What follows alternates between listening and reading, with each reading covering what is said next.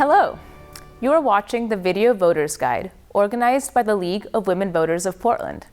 We are in the studios of Metro East Community Media to talk with candidates running in the November 2020 general election. All candidates who filed for this race were invited to participate in the Video Voters Guide. However, there are many reasons during a campaign why a candidate may be unable to appear. For comprehensive coverage by the League, including information on candidates who might not have been available for a video interview, visit vote411.org. Information is available in both English and Spanish. Candidates may choose to include additional information on Vote 411, such as their own YouTube videos. Watch, share, and be an informed voter. This is Haley McLaughlin with the League of Women Voters of Portland, and with me today is Brianna Harris, running for Gresham City Council Position 3. Welcome, Brianna. Hi, Haley. How are you doing today? Good, thank you. Let's get started. Can you tell us a little bit about yourself and why you're running for this office, and what unique characteristics you have amongst the candidates for this office? Sure. Well, my name is Brianna Harris. I'm a mother of twins. They're 5 years old. They're wonderful. I love them very much. I am running for this position because I'm running as an independent, and I see that there's a lot of divide currently happening in our cities and in our states and in our country as a whole. And I think really what we need is a lot of unity and conversation. And so rather than siding with one party or the other, I really want to be able to facilitate places for people to meet in the middle. And I also have experience with some major disasters. Back in 2011, I lived in Japan, and during that time, the tsunami and earthquake and nuclear meltdown all happened, and I was in a position where I was looking after foreigners that were living in Japan, and I helped evacuate people and coordinate nonprofit organizations, and I worked with the national government there. And so, at that point in time, I was juggling lots of different things, and this seems like a similar point in time where you need to be able to focus on a lot of different aspects happening at the same time and kind of bring the community together and find simple solutions to complex problems on multiple levels. So that's really why I'm running, is to try and help. Great. What would be your top 3 priorities as council member?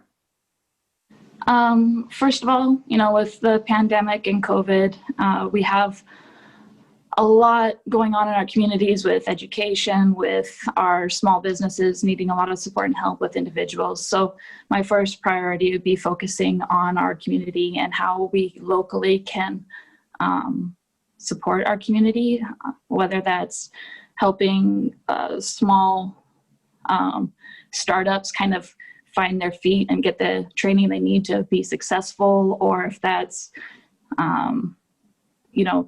finding innovative ways to add services within our city, all those types of things. So that's number one, is kind of addressing locally our economy and support for COVID.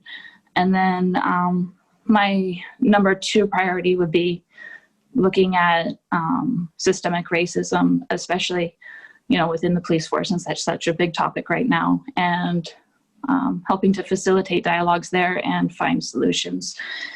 And then third is really focusing on our children during this time and making sure that they still have ways that we can support their growth and development, their curiosity and play during a time where that's really challenging, and a lot of parents don't feel comfortable with their kids closely interacting with other kids, let alone going to places. Well, they can't go to places like the Children's Museum anymore, but that doesn't mean that a child stops growing or loses their curiosity. So finding ways that we can continue to support our young populace through this time would be my third priority. Thank you. The COVID-19 pandemic and the resulting devastation of small business, city employee layoffs, and housing displacement will be with us for quite some time. Yeah. How would you seek to address that fallout, including the reduction in city revenue? Well, I'm not sure how familiar anyone who's watching this is with mutual aid, but it's something that has been fairly prominent in our community, and I've seen in other disastrous situations. So beyond just what you have with the city revenue, of course, you have resources at the city level that you can allocate towards training or, providing services. But you also have a community. So I think a big part of what the council and mayor can do in this situation is finding cohesive calls to action that they can then put out to the community and then help facilitate and support the community as novel ideas are brought in for addressing these needs. So that could be providing space. It could be just helping to provide education for something. But I think that's a big thing, is finding what the calls to action are, placing it out there, in addition to having I guess you could say, paid for by taxpayers support that the city generally provides and would provide on top of that. So that's a big thing.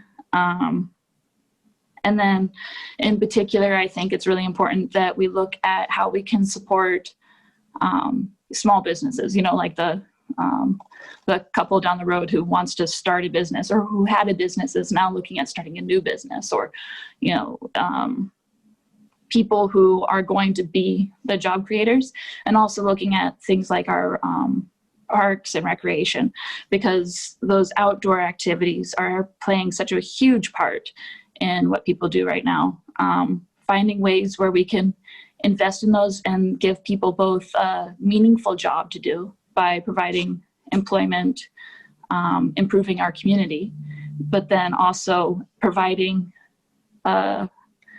benefits beyond that by providing areas in our community that are well-maintained and provide countless benefits for people's mental health and for, education, all of that stuff.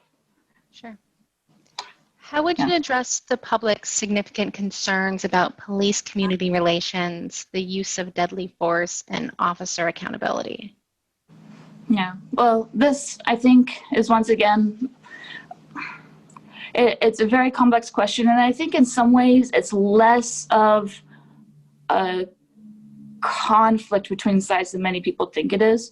I think, first of all, we're asking a lot of our police forces, from the police officers that I've heard from.